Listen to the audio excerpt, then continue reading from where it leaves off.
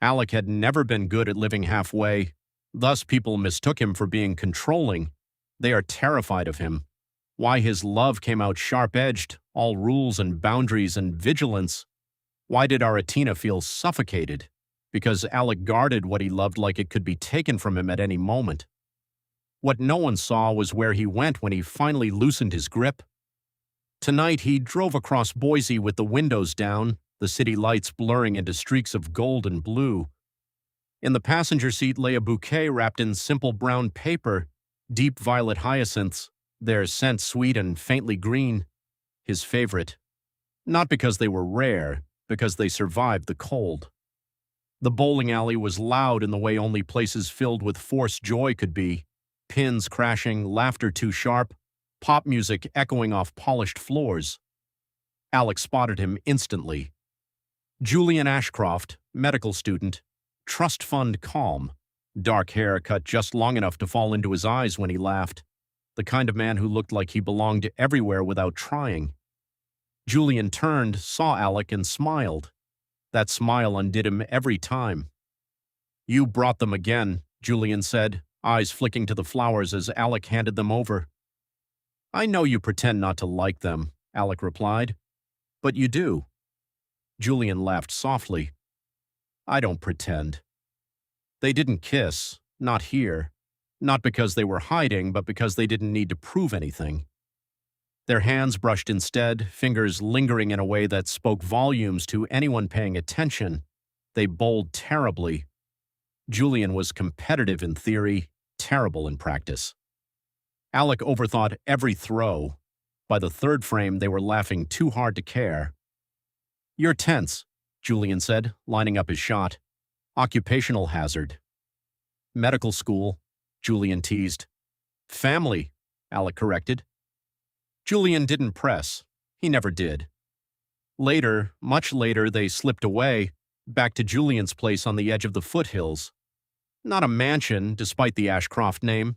Just a renovated cabin with a basement that smelled like cedar and old books. Their den. The place where Alec stopped being the protector, the problem solver. Alec kicked off his shoes and sat on the floor without a word. Julian followed, settling beside him. Alec leaned back until his head rested on Julian's chest. Just like that, the tension drained. Julian's hand threaded through Alec's hair, slow and steady. No questions, no fixing. "I hate how angry I get," Alec admitted quietly. "I don't mean to. It just happens." Julian's heartbeat was calm beneath his ear. "You don't scare me." Alec swallowed. "I don't always know how to love gently." Julian kissed the top of his head.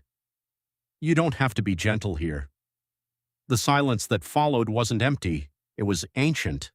Somewhere deep, far beneath memory, beneath names and lifetimes, something old stirred, not pain, not loss, recognition. Two souls who had once loved in sunlight and blood-red flowers, who had been torn apart too early, too cruelly. They didn't remember that, but their bodies did. And for the first time in a long while, Alec allowed himself to just be held, unguarded, unafraid, loved without conditions. Outside, night settled like a promise. Inside the den, an ancient bond breathed quietly, alive, patient, and waiting for the world to catch up. Alec broke the silence first. "I know I'm toxic," he said quietly, eyes fixed on the dark ceiling beams. "I know I cross lines." Julian's fingers paused for half a second, then resumed their slow rhythm on Alec's shoulders, gentle, grounding. "Aratina doesn't need me hovering over her," Alec continued. "She's older, smarter, stronger than she thinks." A breath left him shaky. "And yet, I can't stop." Julian leaned forward slightly. "Because?" Alec laughed under his breath, humorless. "Because something in me panics when she's out of my sight, like the world is a blade and she's walking barefoot." His jaw tightened. "I try to tell myself it's just trauma, or control issues, or the way our father messed us up." "But it isn't," Julian said softly. "No," Alec admitted. It's older than that. Bigger. It doesn't have words, it just takes over. His shoulders slumped as if surrendering. Julian felt it then, the stress coiled tight beneath muscle and bone. He shifted closer, thumbs pressing firmly at the knots near Alec's spine, easing pressure in slow, practiced circles. Alec let out a surprised sound, then a breath. Then finally a small smile.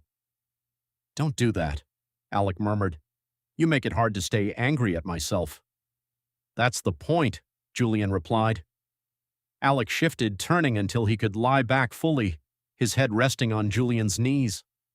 The position was vulnerable in a way Alec rarely allowed. Julian didn't comment. He simply adjusted, one hand drifting towards Alec's hair. Alec closed his eyes. "My mom got an invitation today," he said after a moment. "Some private party, sponsored, big donors." Julian's hand stilled again, this time longer. "Where?" Alec frowned, sensing the shift. "Some place called Orion Villa, near Ravenwood." The name landed like a dropped glass. Julian's chest tightened. Ravenwood. He forced his breathing to stay even. "That's far," Julian said carefully. "Yeah." Alec tilted his head slightly against Julian's leg. "We'll have to go for a few days, maybe longer." A pause, quieter now. "I'll miss you." Julian swallowed. Ravenwood wasn't just a town, it was a scar. He had been born there, into a wolf family that never quite knew what to do with him. A bloodline heavy with dominance, tradition, hierarchy, and an Omega child who never shifted. They'd called him defective, wolfless, useless. His father and grandfather, both Omegas themselves, had taught him how to lower his eyes, how to apologize without speaking, how to disappear inside his own skin. That hadn't saved them from ridicule. It hadn't saved Julian either. So he'd left. Human world, medical school, jobs that paid just enough. Nights spent pretending the howls in his dreams were just stress. The family still sent money, monthly, silent, like an apology they never voiced. Julian never asked for it, never needed it. He had Alec, his anchor, his gravity. But Orion Villa, that belonged to an alpha, didn't it? Julian's thoughts spiraled, fast and sharp. Why would Alec's family be invited there? What would happen if Alec learned the truth? That Julian wasn't human, that his blood remembered things his mind did not, that Ravenwood might recognize him even if he tried to pretend it wouldn't. Julian's hand trembled slightly as it brushed through Alec's hair. "What's wrong?" Alec asked, eyes still closed, voice gentle. Julian forced a smile into his tone. "Nothing, just thinking." "About?" "Us," Julian said. "True enough." Alec reached up, fingers curling around Julian's wrist. "Hey, I'll be back. I'm not disappearing." Julian nodded, but fear coiled tight in his chest. Because Ravenwood didn't let things go. Because Alpha Lands had a way of waking up what had been buried. Because love, real love, was terrifying when it stood on the edge of truth. As Alec drifted closer to sleep, trusting, unguarded, Julian stared into the shadows of the room. Orion Villa, Alpha territory. If Alec stepped into that world, would he come back the same or worse? Would he finally see Julian for what he truly was? Julian's grip tightened just slightly, not enough to wake him, but enough to hold on. Because for the first time since he'd escaped Ravenwood, Julian wondered, should he stop Alec from going? Or was fate already moving, teeth bared, waiting for them both? Videos बनाने हैं Filmora है ना।